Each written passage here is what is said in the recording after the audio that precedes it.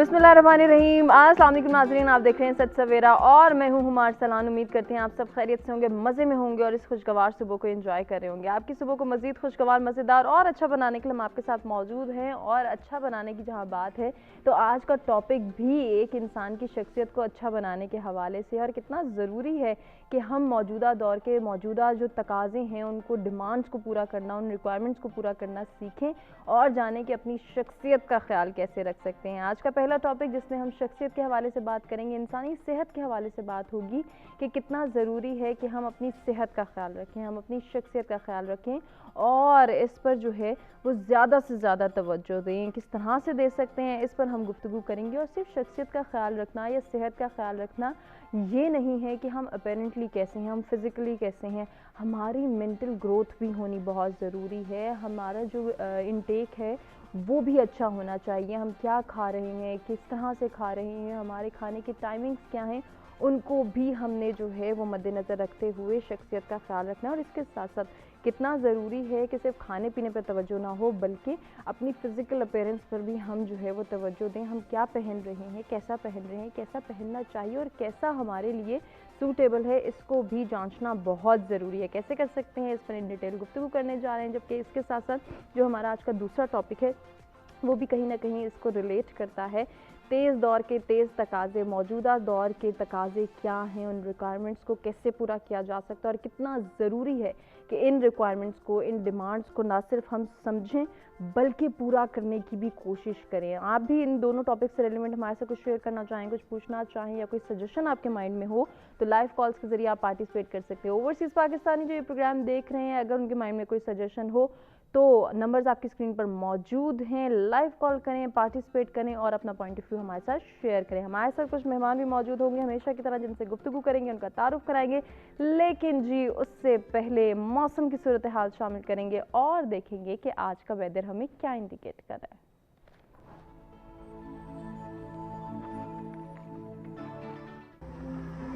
जी start लेंगे इस्लामाबाद के weather से। Maximum temperature 36, minimum 21 degree centigrade. Lahore की बात करेंगे, maximum temperature 37, minimum 25 degree centigrade.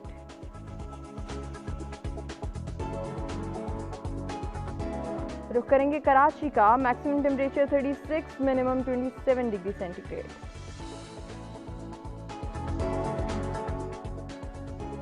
कुछ बात हो जाए पेशावर की, maximum temperature 37, minimum 23 degree centigrade. Quetta का अहवाल आपको बताएं, maximum temperature 28, minimum 12 degree centigrade.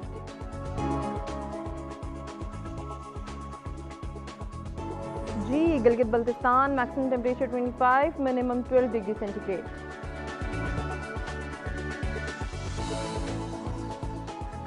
Last में बात करेंगे मुजफ्फराबाद की, maximum temperature 32, minimum 16 degree centigrade आज रिकॉर्ड किया गया है।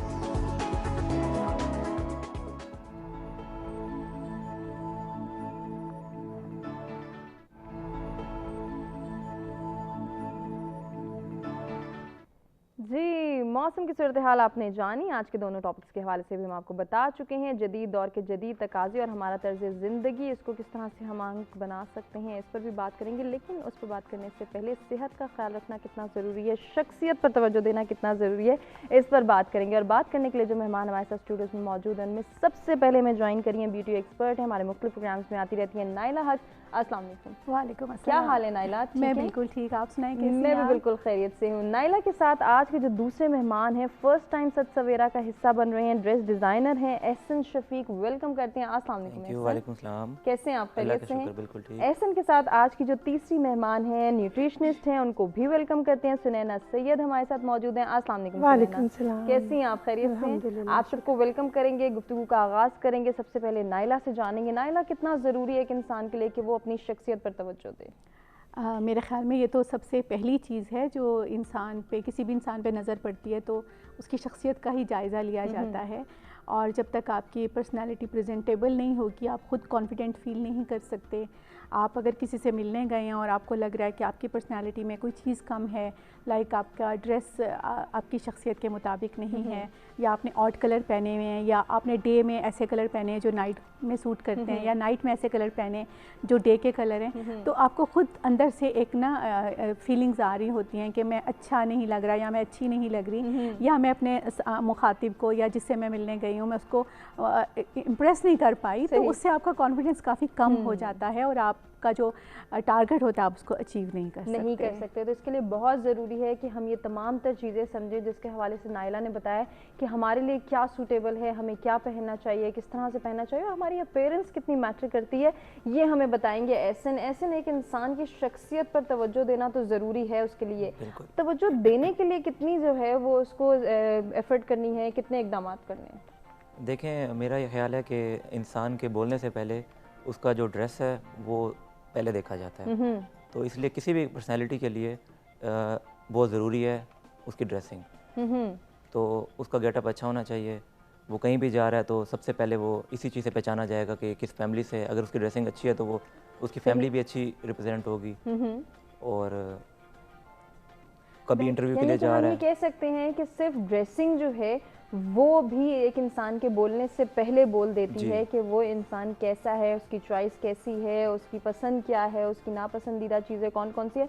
बहुत सारी चीज़ें जो हैं वो इंसान की ड्रेसिंग देख के जो है वो जज की जा सकती हैं। तो कितनी तवज्जो देनी चाहिए लड़कों को और लड़कियों को अपनी ड्रेसिंग पे? बहुत ज़्यादा तवज्जो देनी चाहिए। मैं आपको एक एग्जांपल देता हूँ। लेट्स सपोज कोई एम्प्लॉय जा रहा है किसी कंपनी में इंटरव्यू के लिए, तो जो एम्प्लॉयर होता है वो उसके रूम में इंटर होते साथ ही उसकी ड्रेसिंग देखकर उसको डिसीजन ले लेता है कि इसको रखना है या नहीं रखना। वो इंटरव्यू बाद में करता है, लेकिन पहले उसकी ड्रेसिंग मैटर करती है। तो सेम केस फॉर गर्ल्स, उनको भी ड्रेसिंग पे तवज्जो देनी चाहिए। आई थिंक वो ज़्यादा देती हैं लड़कों से। तो लेकिन बाज़ औक़ात ऐसा भी होता है कि वो बहुत ज़्यादा कॉन्शियस हो जाती हैं और ऐसी बेवकूफ़ी कर जाती हैं जो कि नहीं करनी होती। जी, आपकी बात काफ़ी हद तक ठीक है, लेकिन आजकल जो ट्रेंड है वो भी कोई समझ नहीं आ रहा किस तरफ जा रहा है। मतलब सब लोग मिक्स गेटअप कर रहे हैं। सही। कोई स्पेसिफिकली नहीं समझ आ रही कि जो है ना ट्रेंड क्या है। कोई 1970s के कपड़े पहन रहा है, कोई 2020 का फैशन निकाल रहा है। और ऐसा क्यों हो रहा है? क्यों ड्रेस डिज़ाइनर्स जो हैं वो गाइड नहीं कर रहे, या वो नहीं बता पा रहे कि क्या ट्रेंड सेट किया जाए, क्या ट्रेंड होना चाहिए, या फिर उन्होंने भी छोड़ दिया है कि जिसकी जो पसंद है वो पहने? हम लोग गाइड तो करते हैं, लेकिन कस्टमर्स की अपनी चॉइस होती है। सही। हम अच्छे सजेशन भी देते हैं, वो हम कहते हैं कि ऐसे करो वैसे करो, लेकिन वो लोग कहते हैं नहीं हमें ये कर दें वो कर दें, मतलब उनका अपना ही माइंड सेट होता है। ठीक, तो लोगों को कन्विंस करना कितना मुश्किल है, कितना आसान है, ऐसे से मज़ीद भी गुफ्तगू इस सिलसिले को आगे बढ़ाएंगे। सुनैना से जान लेते हैं कि सुनैना कितना ज़रूरी है, जहाँ हम शख्सियत पर तवज्जो देने की बात करें वहीं सेहत का ख्याल भी रखा जाए। हाँ जी, सेहत जो है वो बहुत ज़्यादा ज़रूरी है। इंसान की जब से इंसान पैदा हुआ है वो एक स्ट्रगल में है, और वो स्ट्रगल है बेहतर से बेहतरीन की तरफ जाने की। सही। और वही स्ट्रगल है जिसने इंसान को की तरक्की का मूजिब भी ये स्ट्रगल बनी। लेकिन ये जो स्ट्रगल है आजकल की जो तेज़ रफ्तारी है, ये वही स्ट्रगल जो है वो तेज़ रफ्तार दौर में तब्दील हो गई है। लेकिन इस तेज़ रफ्तारी के अंदर कुछ चीज़ें जो हैं उनकी अहमियत कम हो गई है, जिनकी अहमियत ज़्यादा होनी चाहिए थी। उनमें से एक चीज़ जो है वो सेहत है, क्योंकि अगर हमारी सेहत अच्छी नहीं होगी, हम किसी बीमारी का शिकार होंगे, हमें एनर्जी नहीं होगी, तो हम ना तो प्रोफेशनली आगे बढ़ सकते हैं, ना हमारे चेहरे पर वो रौनक होगी, ना हमारा पूरा जो ड्रेस है उसको हम कैरी कर पाएंगे, ना ज़िंदगी में हम फैमिली के साथ खुश रह पाएंगे। तो तमाम जो हमारी एक्टिविटीज़ हैं उसकी बुनियादी बात ये है कि हम सेहतमंद हों। जब हम सोकर उठते हैं तो अगर हमारी सेहत अच्छी नहीं है तो हम बेड से भी नहीं उठ सकते। तो सेहत की बहुत ज़्यादा अहमियत है, लेकिन कुछ वजूहात ऐसी हैं जैसे कि बहुत तेज़ रफ्तार दौर है, और फिर जो नए ट्रेंड्स हैं, लोगों का लाइफस्टाइल, मोस्टली उनकी जो डाइटरी हैबिट्स हैं, कुछ हैबिट्स जो हैं वो ट्रेंड्स के साथ भी चलती हैं। रेस्टोरेंट्स हैं, ईटिंग के चॉइसेस हैं वो बच्चों की, बड़ों की, उन तमाम चीज़ों ने कुछ ऐसी कन्फ्यूजन पैदा कर दी है जो कुछ हमारी डायरेक्शन को कुछ गलत तरफ लेकर जा रही है, और उसकी वजह से हमारी सेहत जो है वो बैडली इफेक्ट। बिल्कुल, ये जो बहुत सारी वजूहात जिनका तस्करा आपने भी किया ये जो है हमारे माइंडसेट क्रिएट कर रही हैं कि हमने ये नहीं खाना, वो नहीं खाना, ये चीज़ हमारी पसंद की है, वो नापसंद की। और बाज़ लोग तो ये भी सोचते हैं कि हम खाएं या ना खाएं उससे कोई फ़र्क नहीं पड़ता, अच्छा खाएं या बुरा खाएं या अनहेल्दी ईटिंग हमारी अगर हैबिट है तो इससे कोई फ़र्क नहीं पड़ेगा। हम अपेरेंटली अगर अच्छे हैं, हम अच्छी ड्रेसिंग कर लेते हैं और हम सैलून्स के बहुत सारे जो हैं वो चक्कर लगा लेते हैं तो हम खूबसूरत नज़र आएंगे और हमारी सेहत और हमारी शख्सियत अच्छी नज़र आएगी। हालांकि ऐसा नहीं है। इस माइंडसेट को कैसे चेंज करना है अपने तीनों मेहमानों से जानेंगे। एक ब्रेक की जानिब नाज़रीन हमें बढ़ना है, ब्रेक से वापस आएंगे, गुफ्तगू के सिलसिले को आगे बढ़ाएंगे।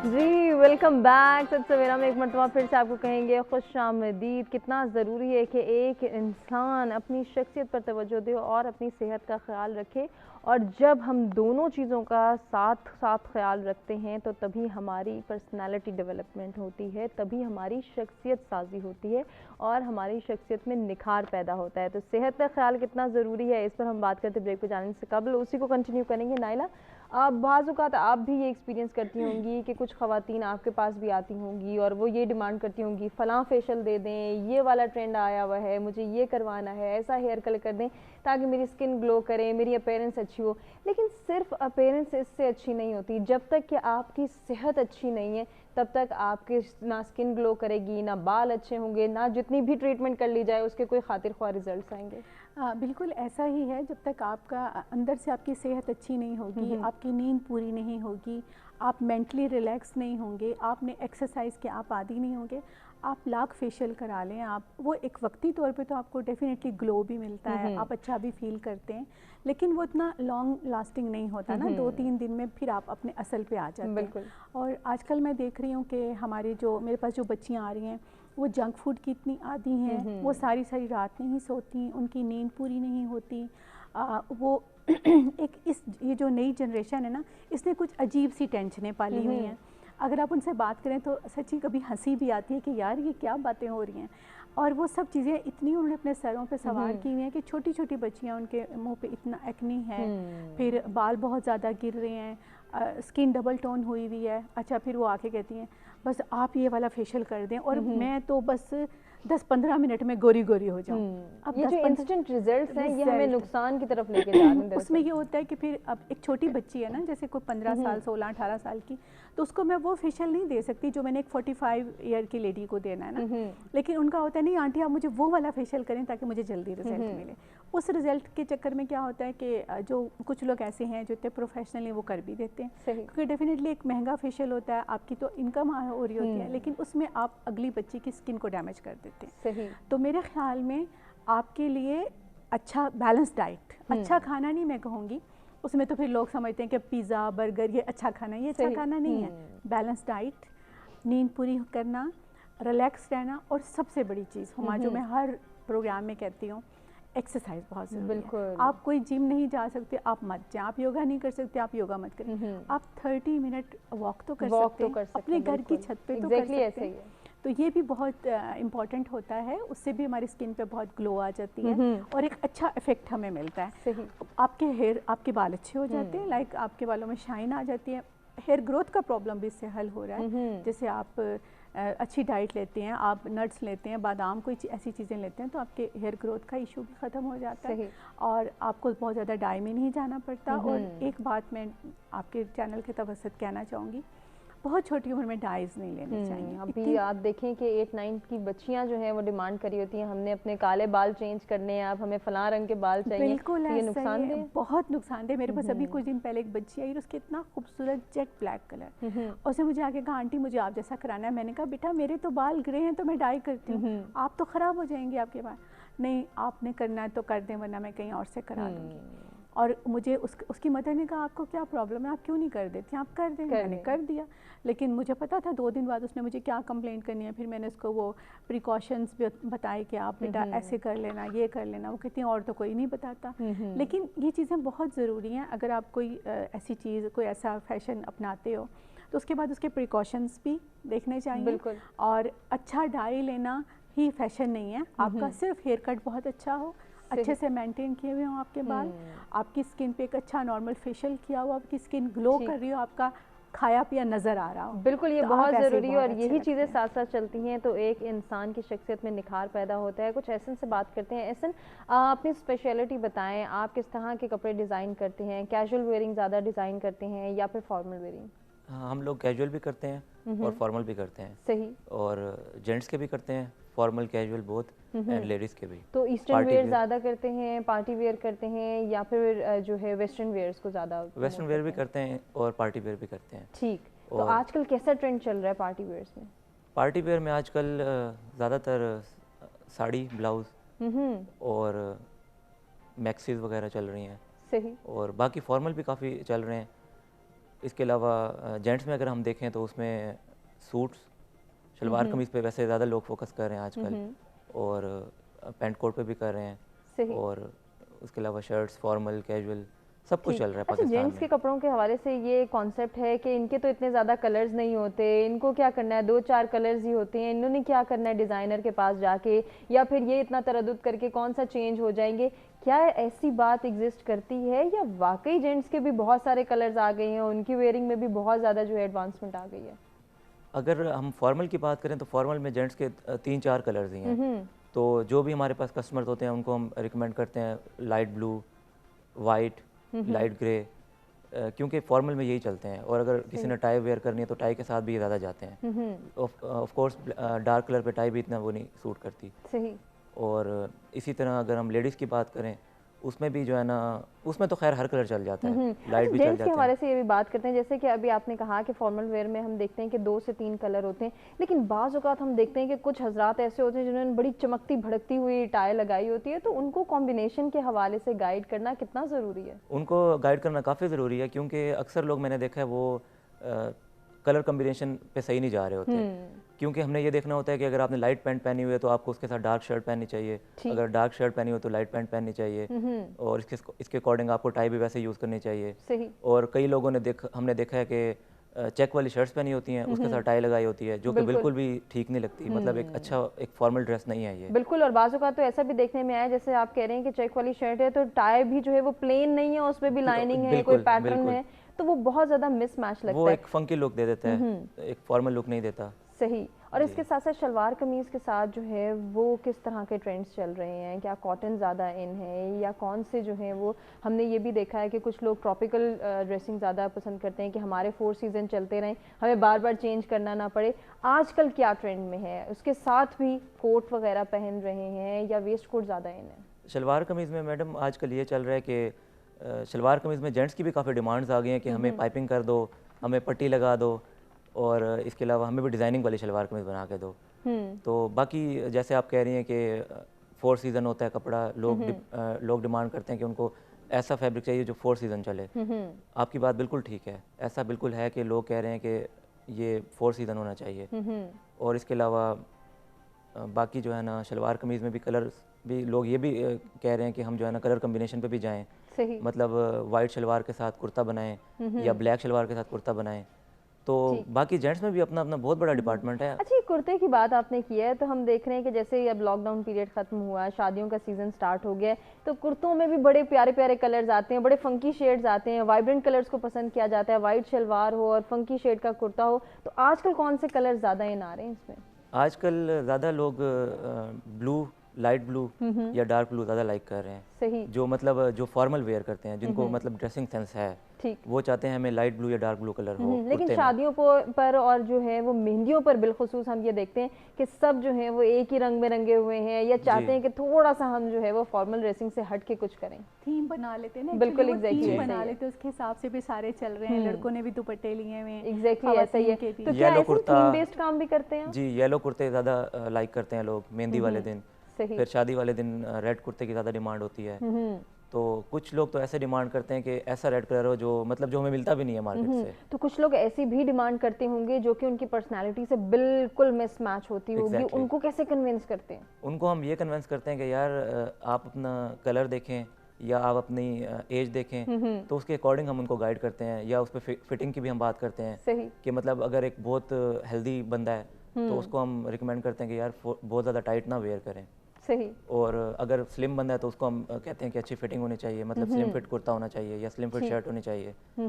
तो इसके अकॉर्डिंग हम गाइड करते हैं। बाकी बिल्कुल ये गाइडलाइन लेना कितना ज़रूरी है, इस पर मजीद भी गुफ्तगू के सिलसिले को आगे बढ़ाएंगे और अपनी डाइट का ख्याल कैसे रख सकते हैं सुनैना से जानेंगे। हम एक ब्रेक की जानिब बढ़ने, ब्रेक से वापस आते हैं कंटिन्यू करते हैं।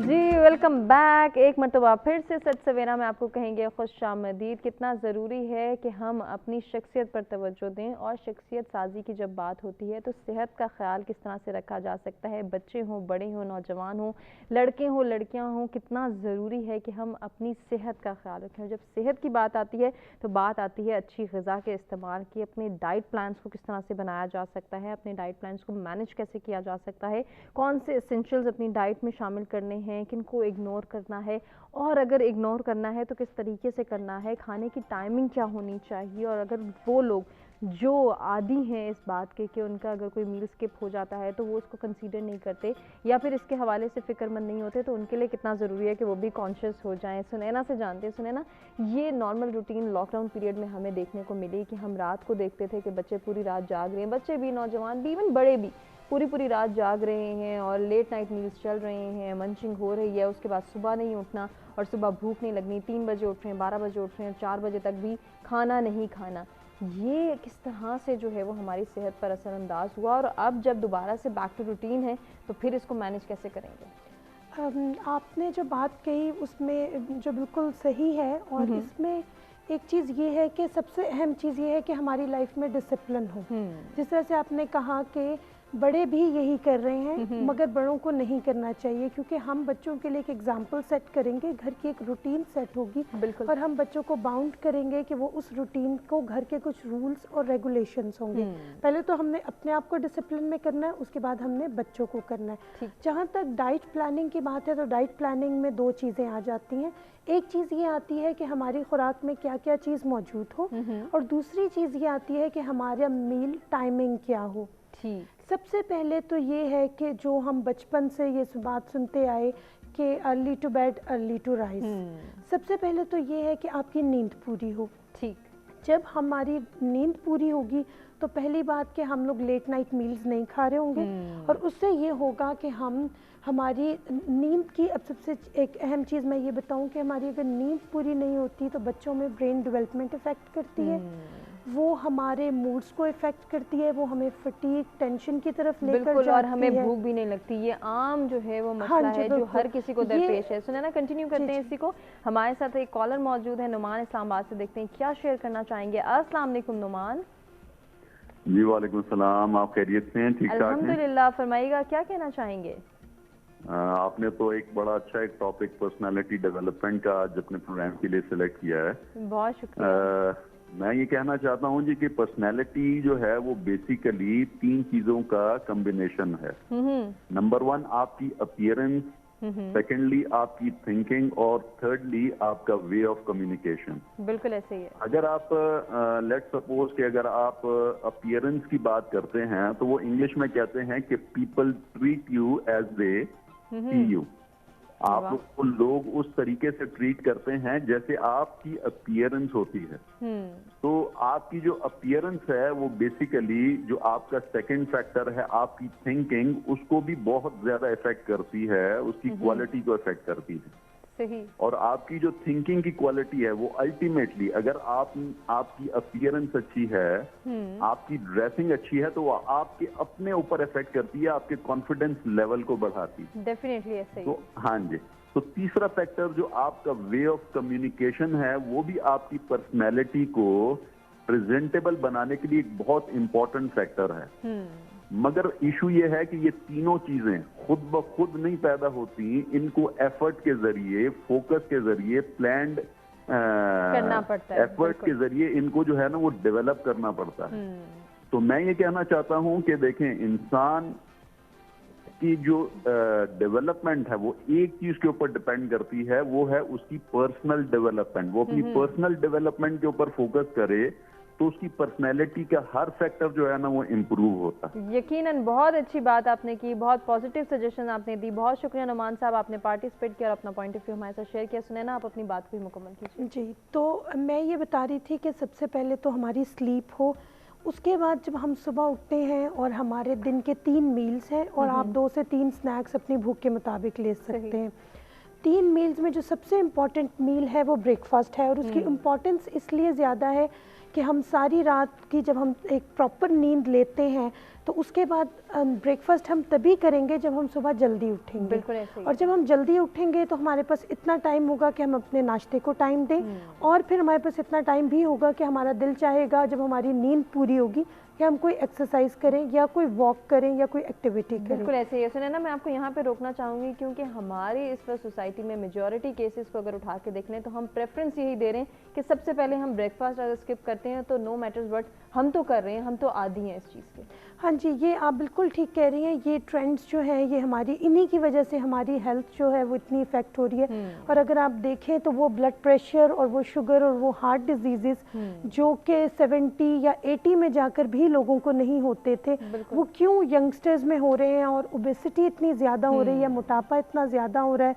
और उसके साथ साथ हम ये देखते हैं कि यंगस्टर्स के अंदर स्ट्रेस बहुत ज़्यादा हो रहा है, डिप्रेशंस बढ़ रहे हैं, जो मेंटल इलनेसेस बढ़ रही हैं। ये तमाम चीज़ें जो हैं वो रीज़न है जब हमारे जहन हमारी नींद पूरी नहीं होती, और सबसे पहला मील हम दिन का जब स्किप करते हैं। और बाज़ दफ़ा बहुत, जिस तरह आपने कहा कि स्कूल्स खुल रहे हैं, ऑफिसेस तो पहले खुल चुके हैं, सबसे बड़ा रीज़न ये होता है कि हमारे पास टाइम नहीं है। बिल्कुल। लेकिन यहाँ पर ये है कि आप अपने मील को, आप अपने ब्रेकफास्ट को क्विक रखें। ये घर के जो ब्रेकफास्ट बना रहा है, चाहे आप खुद बना रहे, आपकी रिस्पॉन्सिबिलिटी है। फॉर एग्ज़ाम्पल, आपने प्लान किया, आपने पूरे हफ्ते के लिए अपनी स्मूदी बनाने के लिए आपने बेरीज को, बनानास को आपने फ्रीज कर दिया। अब आपको सिर्फ इतना है कि आपने उसको ब्लेंडर में डालना है, मिल्क डालना है, ब्लेंड करना है। इसी तरह अगर आप खजूर आपको कहा जाता है खाएं, नट्स कहा जाता है खाएं, आपसे नहीं खाए जा रहे, आप उसको मिक्स करके, बेशुमार रेसिपीज़ हैं, आप बॉल्स बना लें, एनर्जी बॉल्स बना लें। वो 2 बॉल्स आप अपने बॉक्स में साथ ले जाएं, कुछ फ्रूट ले जाएं। एक्चुअली बात यह है कि हम खाते तब हैं जब हमें भूख लगती है, और हम वो चीज़ खाते हैं जो हमें अवेलेबल होती है। जिसको भी भूख लगती है वो बैठकर ये नहीं सोचता कि हेल्दी क्या है, मुझे क्या खाना चाहिए। वो डायरेक्ट जाता है, फ्रिज खोलता है, उसको जो सामने नजर आता है वो उसको ले लेता है और वो खा लेता है। तो अगर हमारे फ्रिज में एक वेजिटेबल्स भी पड़े हुए हैं, एक बोल में सैलड भी पड़ा हुआ है, हमारे पास फ्रूट्स भी कटा हुआ पड़ा है, कुछ हमारे पास कोई प्रोटीन बॉल्स बने हुए हैं, मिल्क पड़ा हुआ है, तो हम कभी भी अनहेल्दी ईटिंग नहीं करेंगे। इसलिए कहा जाता है कि जब मील प्लान होता है तो मील प्लानिंग यहाँ से नहीं हो रही कि एकदम मैं सोचूं कि अब मुझे इस वक्त क्या खाना है। मील प्लानिंग तब शुरू होती है जब मैं ग्रोसरी लेने जाती हूँ और मैं एक लिस्ट बनाती हूँ। वो डायरेक्टली कनेक्टेड है टुवर्ड्स कि मैं क्या खरीदूंगी, उसी को मैं कुक करूँगी। फिर मेरे डेली मेन्यूज़ अगर प्लान्ड है, और ये कोई ऐसे नहीं है कि एक आम बंदा ये समझे कि उसके लिए इम्पॉसिबल है, वो मेन्यू कैसे प्लान करेगा। सिंपल सी चीज़ है कि मीट आपका बेसिक एक चीज़ है, वो आप मीट रखते हैं, उसके साथ आप बहुत सारे वेजिटेबल्स रखते हैं। क्योंकि वेजिटेबल की कंजम्पशन बहुत कम है तो इसलिए अक्सर ये कहा जाता है कि आप प्लान ही वेजिटेबल्स से शुरू करें। और इसका सबसे आसान तरीका ये है कि जो सीजनल वेजिटेबल्स हैं उनको आप अपनी डाइट में ऐड करें। वेजिटेबल्स को आप इस फॉर्म में घर में रखें कि they should be ready to cook और रेडी टू सर्व। बिल्कुल, ये थोड़ी सी एफर्ट है, अगर हम कर लें तो यकीनन हम जो है अपनी सेहत को भी बेहतर बना सकते हैं, अपने बच्चों की सेहत को बेहतर बना सकते हैं और ईटिंग हैबिट्स को चेंज कर सकते हैं। मज़ीद भी डिस्कशन के सिलसिले को आगे बढ़ाएंगे और जानेंगे, मौजूदा सूरत हाल को डिस्कस करेंगे, जदीद दौर के जदीद तकाज़े क्या डिमांड करें, उन डिमांड्स को कैसे पूरा कर सकते हैं। तीनों मेहमानों से जानेंगे, लेकिन इस ब्रेक के बाद।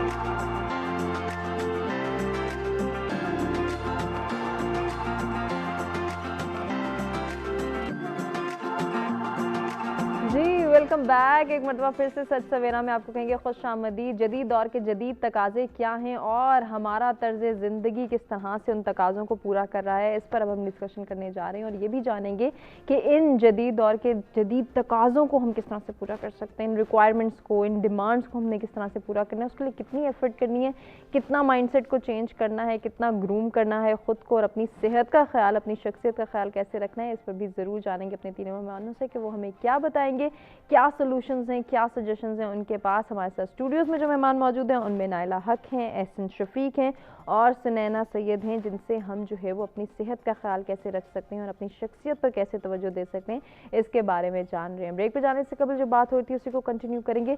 नाइला, अब आते हैं जदीद दौर के जदीद तकाज़ों पे। जी, जदीद तकाज़ों में हम देखते हैं कि बहुत सारी जो है वो इनोवेशंस हो रही हैं, टेक्नोलॉजी का दौर है और हर फील्ड में टेक्नोलॉजी जो है वो अपना लोहा मनवा रही है। बिल्कुल। आपके प्रोफेशन में किस तरह से चेंजिंग देख रहे हैं? हम देखते हैं कि पहले मैनुअल डिमांड बहुत ज़्यादा होती थी। लेट्स सपोज अगर फेशियल की बात की जाए, मैनुअली डील किया जाए, हमें ज़्यादा मसाज चाहिए, अब तो वो भी मशीन्स पे कन्वर्ट हो गया है, तो लोगों का रिस्पॉन्स कैसा है? अच्छा, मैं आपको बताऊं, जदीद तकाज़ों में अगर हम 2019 की बात करें और 2020 की बात करें तो ज़मीन आसमान का फ़र्क आ गया। हालांकि देखें बीच में क्या है, एक साल भी नहीं है पूरा, लेकिन कोविड-19 की वजह से इतना सब कुछ चेंज हो चुका है कि हम खुद समझ नहीं पा रहे होते कि अब हमें क्या स्टेप लेना है। एक तो हमें SOPs को बहुत फॉलो करना पड़ता है, दूसरी बात है कि लोग थोड़ा डरते हैं, जैसे वो मैनुअल मसाज होते थे और वो रगड़ा लगाए वाले मसाज होते थे, उनसे हट के सब कुछ मशीन पे आ गया है। हाइड्रा फेशियल इन हो गया क्योंकि वो सारा मशीन से होता है। फिर उसके बाद कुछ चीज़ें ऐसी हैं जो हम आज से 2-3 साल पहले तक सोच भी नहीं सकते थे, जैसे आई लैश एक्सटेंशन है। ऑल्दो कि वो अगर आप करवा लेते हैं आपकी आइज़ बहुत अच्छी लगती है, लेकिन कुछ अरसे के बाद वो आपकी अपनी आई लैश को भी ख़राब कर देता है। फिर लोगों में ये एकदम चीज़ आ गई है कि हमें बहुत जल्दी बहुत अच्छा लगना है। और लॉकडाउन के बाद जैसे ही लॉकडाउन ख़त्म हुआ और हमने सैलून खोले, तो जब हमारे पास लोग आए तो मुझे ये लगता था हुमा कि घर में बैठे हैं, धूप से, डस्ट से बचे हुए हैं, तो एकदम स्किन बहुत अच्छी हो जाएगी ना, एकदम चेंज तो आना चाहिए, लेकिन ऐसा नहीं हुआ। अच्छा, मेहनत ज़्यादा करनी पड़ी? मेहनत ज़्यादा करनी पड़ी। मुझे नहीं पता क्या वजह थी, हालांकि लोगों ने बेतहाशा खाया भी, लेकिन बेतुका खाया। बिल्कुल, एक्सरसाइज बिल्कुल आउट हो गई, घर में कोई एक्टिविटी नहीं थी सिवाय खा लिया, पी लिया, सो लिया, टीवी देख लिया, कुछ भी नहीं था। नींद बहुत डिस्टर्ब हुई, उसकी वजह से बालों पे भी असर पड़ा। तो जब ये लॉकडाउन ख़त्म हुआ तो जो लोग आए तो उनकी मैं खुद बहुत हुई थी कि ये क्या हो रहा है। तो मुझे पता चला कि जो अवामिल हैं इसके पीछे वो काफ़ी हद तक ख़तरनाक थे।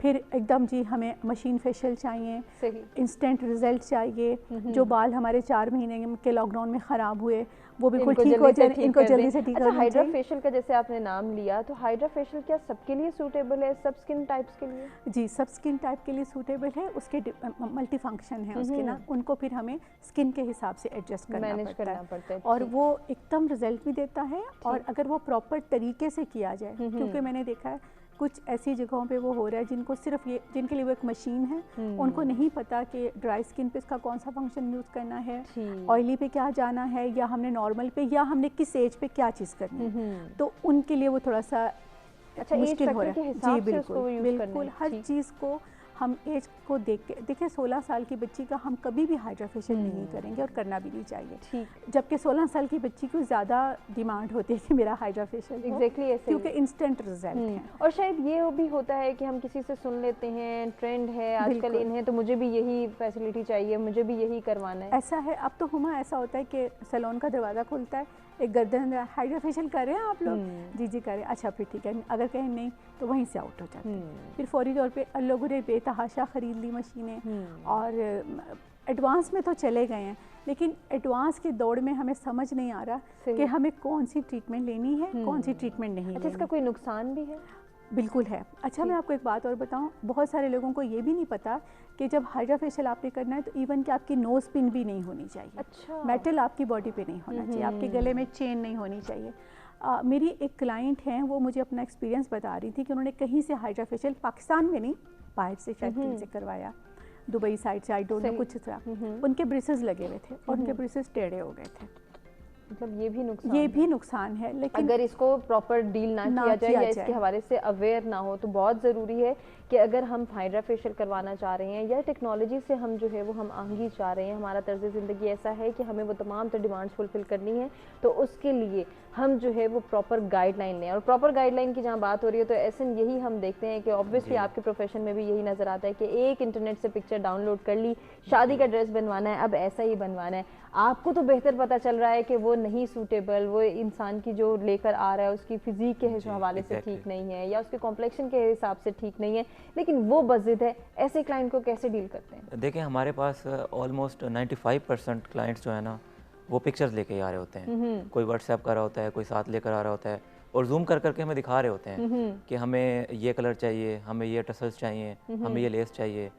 तो लेकिन मेरी सजेशन उनके लिए ये है कि वो मतलब पिक्चर्स को फॉलो मत करें, इंटरनेट को फॉलो मत करें, वो अपने अकॉर्डिंग देखें, मतलब उनकी बॉडी की फिजिक मतलब क्या है, बॉडी लैंग्वेज क्या है और उनका कलर क्या है, उसके अकॉर्डिंग वो देखें। अच्छा, लेकिन ऐसे में ऐसा भी तो होता है ना कि हम फ़ौरन से इमेजिन करने लगते हैं कि ये कैसा लगेगा, हम जो चाह रहे हैं उसकी हमें इमेज नज़र आए, इसलिए भी शायद हम कन्विंस नहीं हो पाते और हम चाहते हैं कि जो हमें पिक्चर में नज़र आ रहा है एज इट इज़ हमें दे दिया जाए। जी, एक चीज़ मैं और ऐड करना चाहूँगा, वो ये है कि आजकल इंस्टाग्राम पे आपने देखा होगा काफ़ी मतलब ट्रेंड चला हुआ है, किसी ब्लॉगर ने या मॉडल ने किसी ने भी कोई चीज़ वेयर कर ली है, तो हमारे यहाँ लोग ये करते हैं, स्पेशली लड़कियाँ ये करती हैं कि वो कहती हैं कि उसने अगर ये चीज़ पहनी हो तो मैंने भी ये चीज़ पहनी है।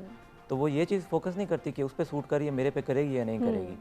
तो अक्सर हमारे क्लाइंट्स के साथ यही मसला होता है कि उन्होंने हमें बताया होता है कि ये चीज़ पिक्चर में दिखाई होती है कि हमें ये चीज़ बना दें, लेकिन जब हम उनको रियलिटी में बना के देते हैं तो वो उससे डिफ़र कर रही होती है या उन पे सूट नहीं कर रही होती।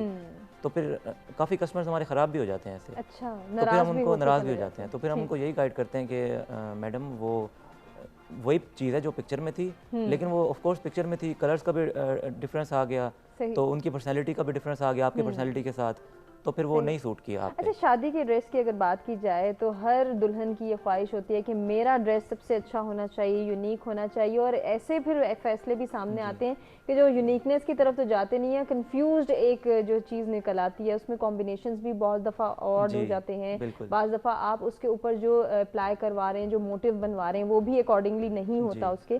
तो ऐसी चीज़ों को आप गाइड करना बेहतर समझते हैं या फिर कस्टमर की डिमांड को ही फुलफिल करना? नहीं, हम लोग गाइड करते हैं, हम लोग बताते हैं, सजेशन देते हैं कि अगर ये कलर है तो इस पे इस कलर की लेस सूट करेगी, अगर आपकी फिजिक ऐसी है तो आप पे ये फिटिंग सूट करेगी या इतनी लेंथ सूट करेगी, तो हम उनको प्रॉपर गाइडलाइन देते हैं, मतलब उन पे नहीं छोड़ देते कि अगर बस ठीक है आप पिक्चर लाइए तो हम आपको एज इट इज़ कॉपी बना के देंगे। सही। तो उनको प्रॉपर सूट करते हैं। लेकिन मेरी सजेशन लोगों के लिए ये है कि वो रादर देन पिक्चर्स पे फोकस करने के, रादर देन वो जो है ना खुद ही अपना सोचें, अपने अकॉर्डिंग जो है ना चीज़ें बनवाएं। तो शादियों के ड्रेसेस में आजकल क्या इन है? लहंगे के साथ जो है वो लॉन्ग शर्ट इन है, शॉर्ट शर्ट इन है, शरारे इन है, गरारे, क्या चल रहा है आजकल? आजकल सब कुछ चल रहा है, गरारे भी चल रहे हैं, शरारे भी चल रहे हैं, लॉन्ग शर्ट्स भी, शॉर्ट शर्ट्स भी, और इवन वेस्टर्न भी काफ़ी हमारे पास आते हैं, मतलब कि हम लोग बनाएं। किस टाइप के आप बनाते हैं? मतलब वो बहुत अजीब टाइप के आते हैं, मतलब किसी का एक बाजू है एक बाजू नहीं है, और मतलब अक्सर तो हम भी कंफ्यूज हो रहे होते हैं, हमें भी समझ नहीं आ रही होती कि ये कहाँ से स्टाइल मतलब निकाल के आ गए हैं। सही। तो ऑफ कोर्स वही होता है जो आप जैसे आप बता रहे हैं कि वो इंटरनेट से निकाला होता है, किसी वेबसाइट से बाहर की, तो उस तरह के मतलब हमें तो थोड़ा दूल्हों को भी गाइड कर दें, आजकल के जो दूल्हे हैं उनके लिए किस तरह के आउटफिट जो हैं वो डिमांड कर रहे हैं वो, और रिक्वायरमेंट्स क्या हैं उनकी, लॉन्ग शेरवानी है, शॉर्ट है, प्रिंस कोट चल रहे हैं, क्या चल रहा है? दूल्हा के लिए हम लोग ये रिकमेंड करेंगे कि उनको जो है ना सिंपल ड्रेस बनवाने चाहिए, मतलब ये ना हो कि इतना भरा हुआ हो कढ़ाई के साथ, सही, उस पर इतने मोटिव्स ना लगे, दुल्हन और दूल्हे में फर्क ना लग रहा ना हो सके बिल्कुल। तो हम ये कहते हैं कि बिल्कुल सिंपल हो, कलर्स अच्छे हों, मतलब शादी के लिहाज से वाइट हो, ऑफ वाइट हो, ब्लैक हो, ब्लू हो, मतलब ये ना हो ना कि मतलब एक अजीब सा रेड हो या फिर येलो टाइप कोई टच हो। अक्सर ये होता है कि मतलब काफ़ी हैंडसम दूल्हे होते हैं और उनका कलर भी काफ़ी अच्छा होता है, लेकिन उन्होंने कलर कोई ऐसा पहना होता है कि वो मतलब शादी वाले दिन उनकी पर्सनैलिटी ख़राब हो रही होती है। तो बहुत ज़रूरी है कि आप अपनी शख्सियत के अकॉर्डिंगली जो है वो ड्रेसिंग करें और अपने पेरेंट्स पर ध्यान दें। इसके साथ साथ जदीद दौर के जदीद तकाज़ों को हम जो है वो डील कर रहे हैं और उनको डिस्कस भी कर रहे हैं, और हमारा तर्ज ज़िंदगी क्या डिमांड कर रहा है। तो सुनैना, हम ये देखते हैं आपसे ज़रूर, हमें एक ब्रेक की जानिब चूँकि बढ़ना है, जब ब्रेक से वापस आएंगे तो आपसे इस हवाले से डिस्कस करेंगे कि एक इंसान की जब खुराक का इंटेक है वो किस तरह से बदल रहा है। ग़िज़ाओं के इस्तेमाल में भी हम देखते हैं कि जिद्दत आ गई है, अब हर तरफ जो है वो चर्चा है प्रोसेस्ड फूड का, फ्रोज़न फूड का। हम चाहते हैं कि ईजी एक्सेस हो, बस एक कॉल करें और घर पे खाना आ जाए। तो क्या ये हमारी सेहत को फ़ायदा पहुंचा रहा है, या अगर नुकसानदेह है तो इस ट्रेंड को, इस तर्ज ज़िंदगी को, इस लाइफस्टाइल को चेंज करना कितना आसान है, कितना मुश्किल है? सुनैना से जानेंगे वो हमें किस तरह से गाइड करेंगी और उनके पास क्या क्या सोल्यूशंस, क्या क्या सजेशंस हैं। एक ब्रेक की जानिब हमें बढ़ना है, ब्रेक से वापस आएंगे, गुफ्तगू के सिलसिले को आगे बढ़ाएंगे।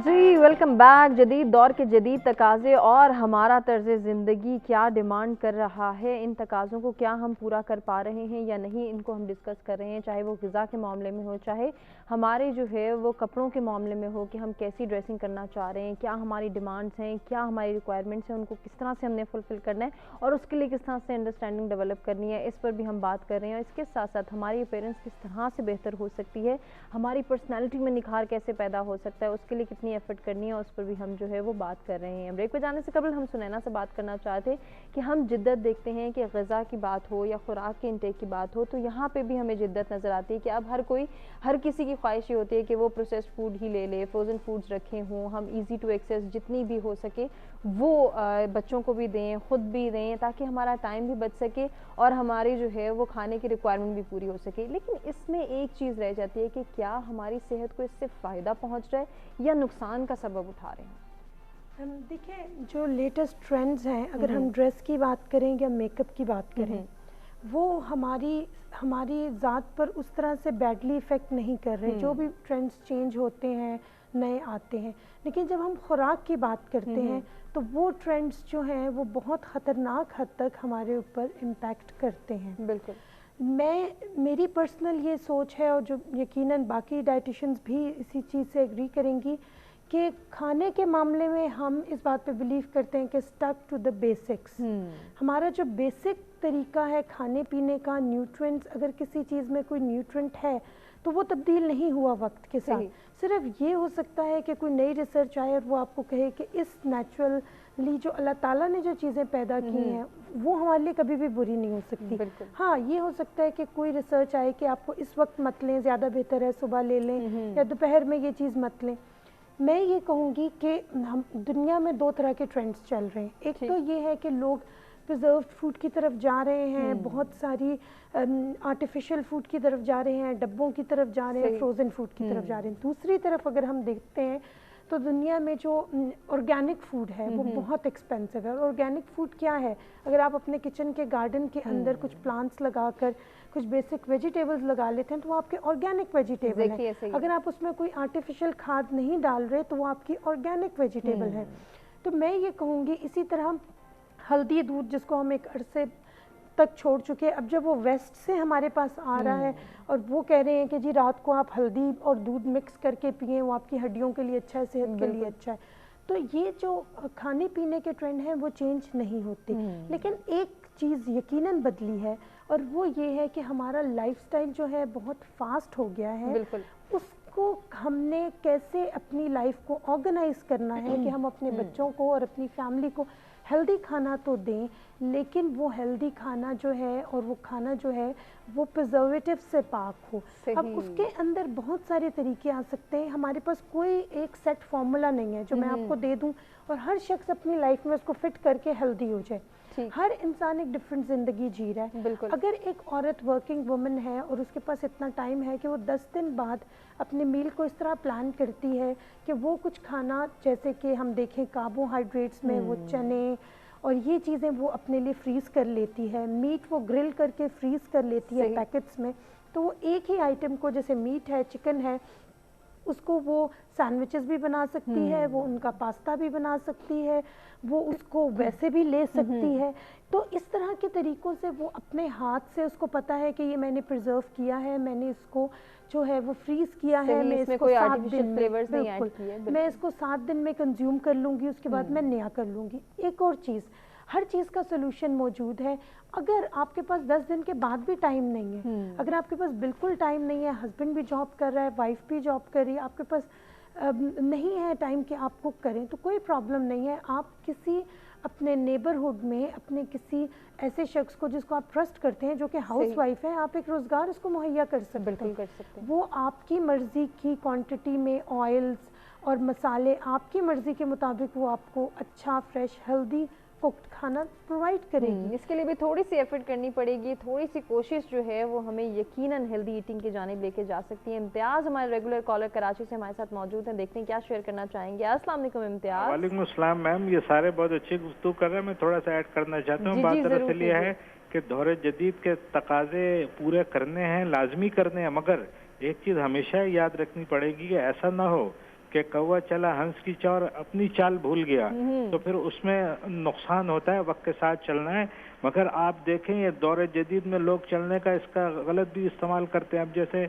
आजकल देखने में आया कि दौरे जदीद के तकाज़ों में ये है, अपना लैपटॉप है, मोबाइल फ़ोन है, तो बच्चे या लोग जो हैं रात रात घर बैठे हुए हैं, तो ये दौरे जदीद के तकाजे पूरे नहीं हो रहे बल्कि अपना नुकसान कर रहे हैं।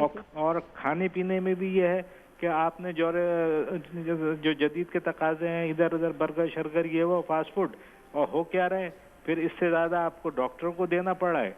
और वो ज़माना बहुत दूर चला गया जब तर्ज ज़िंदगी सादा थी, एक बंदा कमाता था और सारी फैमिली बैठ के खाती थी। हमने फास्ट चलना है, एजुकेशन में भी फास्ट चलना है, हर चीज़ में फास्ट चलना है, मगर इस बात का ख्याल रखते हुए चलना है कि कोई हमें ये ना कह दे कि कौवा चला हंस की चाल अपनी चाल भूल गया। इस पे हमने बहुत गौर करना पड़ेगा। अस्सलाम वालेकुम। बहुत शुक्रिया इम्तियाज़ साहब, आपने इतनी पॉजिटिविटी के साथ जो है वो पार्टिसिपेट किया और इतनी अच्छी सजेशन दी। इन्हीं सजेशंस पे हम गुफ्तगू के सिलसिले को आगे बढ़ाते हैं। नाइला, अभी जैसे इम्तियाज़ साहब भी बात करते हैं कि हमने दौरे जदीद के अगर तकाज़ों को पूरा करना है तो ये भी देखना है कि क्या हमारा लाइफस्टाइल, हमारा एनवायरनमेंट उनसे मैच कर भी रहा है या नहीं। और ऐसी बहुत सारे एक्सपीरियंस आपके सामने भी होते होंगे और आते होंगे ऐसे क्लाइंट्स कि जो डिमांड करते होंगे वही पिक्चर वाली बात कि अब तो हम इंटरनेट पे देख लेते हैं कि फ़लाँ हेयर स्टाइल इन है, फ़लाँ जो है वो हेयर कलर इन है, मुझे भी ऐसा ही कराना है।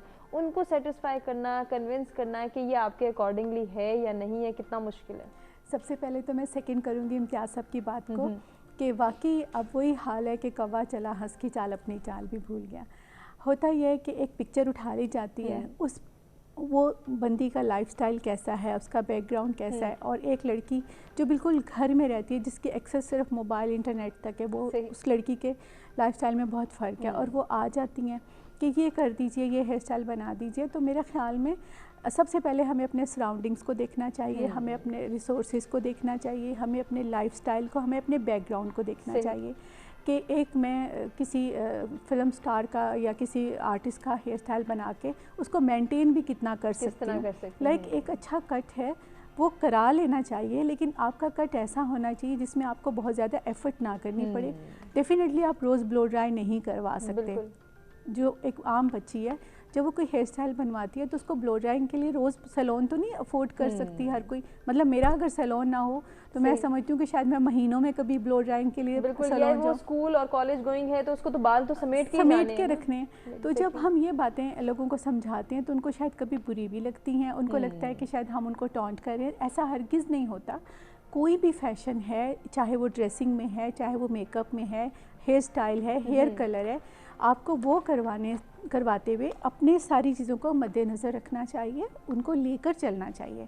आप एक स्टेप कटिंग है ना, स्टेप कटिंग का मैं सबको बताती हूँ कि जब आप ये करवाएंगे आपको रोज़ इसको सेट करना पड़ेगा। उसकी निस्बत एक लेयर कटिंग है या स्ट्रेट कट है, अच्छा वो भी बहुत लगता है, लेकिन वो आपको इजी टू कैरी है। आपने शावर लेना या अपना हेड वॉश करना है, ब्रश करना, आपके बाल सेट हो जाएंगे। लेकिन एक वो कट जिसके लिए आपको प्रॉपर ब्रशेस भी लगा के 10 मिनट रखने हैं, ब्लो ड्राइंग भी करना है या आपको स्ट्रेटनिंग भी करनी है, तो वो आपके लिए सूटेबल नहीं है। इसी तरह जहाँ आप हेयर कट्स की बात करें, वहीं हेयर कलर भी बहुत ज़्यादा आजकल इन है कि हमें फलां कर दिया जाए, हमारे बालों में स्ट्रिकिंग कर दी जाए, लो लाइट्स कर दिए जाए, हाईलाइट्स कर दिए जाए, बालियाज कर दिया जाए। इसमें भी देखना है कि क्या सूट कर रहा है, क्या नहीं सूट कर रहा है। एक मतलब डार्क कम्प्लेक्शन की खातून है या बच्ची है तो उसके लिए ब्लॉन्ड नहीं अच्छे लगते ना, मतलब वो एक उसकी पर्सनालिटी बहुत अजीब सी लगने लग जाती है। लेकिन उनके सामने एक पिक्चर होती है जो एक पता नहीं कितने हज़ार वॉट की रोशनियों में खींची हुई होती है, उसके ऊपर कितने कैमरे, उसके ऊपर फिर इसको ट्रीट किया गया होता है, उनको वो चीज़ एडिट किया गया होता है, फिर वो ड्रेसिंग है, वो मेकअप है, वो लेंस है, वो सब चीज़ों को तो बिल्कुल छोड़ दिया जाता है। बस वो पिक्चर बना है, उसका कलर कर दें। फिर वो लड़की कितनी स्लिम स्मार्ट है, उसकी एज क्या है, 18 साल की लड़की का हेयर स्टाइल या कलर एक 45 ईयर की, मतलब मैं नहीं समझती कि मुझ पे वो सूट करेगा, लेकिन कभी करना भी पड़ता है। और उसके लिए आप थोड़ी देर के लिए ऐसे कोई फैशन कर लें जो आपने किसी फंक्शन में जाना है, किसी सैलून से तैयार हुए, आपका ड्रेस भी उस चीज़ को कॉम्प्लीमेंट कर रहा है, आपका मेकअप भी कर रहा है, आपकी ज्वेलरी भी है, तो फिर तो अच्छा लगता है। बिल्कुल अच्छा तो कोशिश ये करनी चाहिए कि अपने आप को देख के जो हम हैं हमें वही लगना है। मुझे नाइला हक लगना है, मुझे कोई फिल्म आर्टिस्ट नहीं लगना। एग्जैक्टली ऐसे। अच्छा नाइला, क्या गाइड करना चाहेंगी उन लड़कियों को जो स्पेशली शादी करीब होती है तो ज़्यादा तजर्बे करना चाहती हैं, अब बालों को कुछ कर दिया जाए या मुख्तलिफ फेशियल्स ले लिए जाएँ, स्किन ट्रीटमेंट्स करवा लिए जाएँ, या फिर एक्सटेंशंस की जानिब जब जाती हैं तो उनको केयर करनी चाहिए, रुकना चाहिए या एक्सपीरियंस कर देना चाहिए? अच्छा हुमा, जब मेरे पास कोई मैं 1 माह पहले बुकिंग लेती हूँ ब्राइड की ना, मतलब मैं कम से कम 1 माह का गैप होता है, मैं बता देती हूँ। उसमें मैं उनको प्रॉपर एक डाइट चार्ट बना के देती हूँ। आपने ये डाइट लेनी है, उनको मैं रूटीन बताती हूँ, बेटा आपने ये एक्सरसाइज करनी है, आपको इतने फेशियल्स चाहिए, आपने इतने इतने टाइम में मैनी पैडी लेना है, और कोई आपने एक्स्ट्रा चीज़ नहीं लेनी। जैसे होता है, मुझे बहुत बच्चियाँ कहती हैं हम एक्सटेंशन करवा लें या हम प्रोटीन ट्रीटमेंट ले लें या हम हेयर बोटॉक्स ले लें, तो मैंने कहती हूँ आपकी तो शादी होने वाली है, आपको तो ये सब ट्रीटमेंट्स नहीं लेने चाहिए। हाँ, अगर आपको एक्सटेंशन लगानी है और आप अफोर्ड भी कर सकते हैं तो डेफिनेटली ये आपके लिए है, आप ज़रूर लगवाएं। लेकिन आप एटलीस्ट जिस दिन आपकी शादी है उससे 2 दिन पहले, आप महीना पहले एक्सटेंशन लगा लें, तो वो शादी वाले दिन तक तो ख़राब हो जाती है। और महीना पहले आप 10,000 वाला फेशियल लेना शुरू कर दें और शादी के वक्त आप आके गए मैं तो इतने महंगे फेशियल ले रही थी और मेरी तो स्किन ऐसी होगी, तो मैं उन्हें कहती हूँ बेटा आप धीरे धीरे आगे बढ़ो ना, पहले आप थोड़े अच्छे वाले फेशियल लो। और सब कुछ एक्सपीरियंस एकदम से करना भी जो है वो नुकसान का सबब बन सकता है। एक ब्रेक की जाने बढ़े, ब्रेक से वापस आते हैं, कंटिन्यू करते हैं।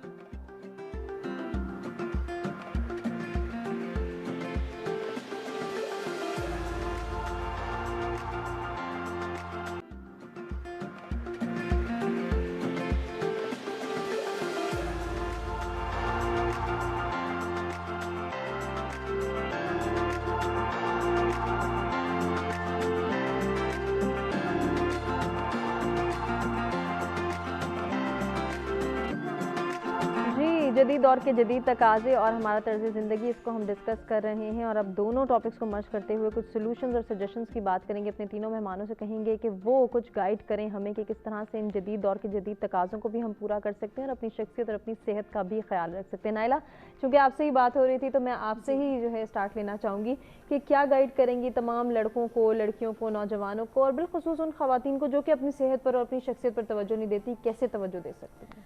देखिए, सेहत और शख्सियत, सेहत तो सबसे ज़रूरी है। अगर हमारी सेहत अच्छी होगी हम अच्छे भी लगेंगे, हम कॉन्फिडेंट भी होंगे। अगर हम उठ के सुबह ऑफिस के लिए निकलते हैं, हमारी कमर में दर्द है, हमारे पैरों में दर्द है, हमारी नींद पूरी नहीं, हमारी आंखें दुख रही हैं, तो हम अच्छा परफॉर्म कभी भी नहीं कर सकेंगे। सारा दिन हमारी थकावट हम पे सवार रहेगी, हमारा काम ख़राब होगा, काम ख़राब होगा तो रिज़ल्ट उसका बुरा आएगा, रिज़ल्ट बुरा आएगा तो हमारा कॉन्फिडेंस ख़राब होगा। तो कोशिश ये करनी चाहिए कि सबसे पहले तो सेहत है। वो किसी ने पूछा था ना कि अगर दुआ मांगी जाए तो क्या मांगनी चाहिए, तो कहा था सेहत की दुआ मांगो। तो सेहत सबसे ज़रूरी है, सेहत पे तवज्जो दें। और दूसरी चीज़ जो है, जो सबसे ज़रूरी चीज़ है, चलना तो आपको यकीनन दौर के मुताबिक है, जदीद फ़ैशन के तकाज़ों को, जदीद दौर के तकाज़ों को हमने पूरा करना होता है। लेकिन दो चीज़ें ऐसी हैं मेरे ख्याल में जो हमसे कोई नहीं छीन सकता, एक हमारी स्माइल, एक हमारा कॉन्फिडेंस। क्या बात है। जब तक हमारे होंठों पे स्माइल होती है और हमारा सर फ़ख्र से या कॉन्फिडेंस से बुलंद रहता है, हमें कोई झुका नहीं सकता। बहुत ही खूबसूरत बात है। एहसन, आपके पास क्या सजेशन है स्पेशली उन लड़कियों के लिए जो बहुत कॉन्शियस रहती हैं अपनी ड्रेसिंग के मामले में, कि उन्हें किन जो है वो टिप्स का ख्याल रखना चाहिए, किन फंडामेंटल्स को ध्यान रखते हुए अपनी ड्रेसिंग का जो है वो बेहतर से बेहतर इंतखाब कर सकती हैं? देखें, पहले तो मैं ये कहूँगा कि ड्रेसिंग हर इंसान को अच्छी करनी चाहिए। देखिए, हमारे कॉलर ने भी कहा है कि your dressing speak before you speak.